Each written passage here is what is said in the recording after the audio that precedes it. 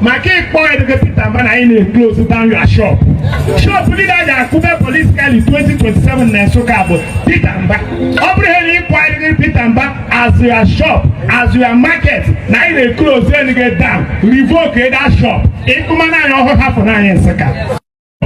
Na naka. Peter Mba is Nsukka and Nsukka is Peter Mba. Hey. So you people have brought Yarigba pattern of politics to Ala Igbo. This style of politics where they threaten people is what people have brought to Ala Igbo. Okay? Choko jokwa. We don't move that way in Ala Igbo. So if in Nsukka don't vote for Peter Mba, you will close down their shop. Ihe nke a dịkwa egwu. Chineke. Obusko democracy ka eme ife nke a bikonu. So this is what APC brought to Ala Igbo. Agbero politics. Politics of Agbero. Chineke. Carry your Agbero politics back to Yarigba land. We don't move that way in Ala Igbo.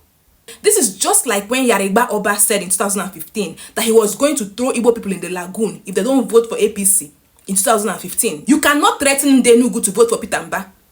We practice democracy in the southeast, not democracy. You cannot threaten Ndenugu to vote for Peter Mba. You cannot. If the people find Peter Mba worthy of their vote, they will vote for him. Bachala anyunu. We don't practice Agbero style of politics in the southeast. Bachala anyunu. Power belongs to the people. If the people think that Peter Mba deserves the second term, they will vote for him. And you don't need to threaten them. Bachala anyunu. Carry your Agbero style of politics to wherever you learned it from. Anye si ho tu eme na Ala Igbo. Anye si ho tu eme na Ala Igbo.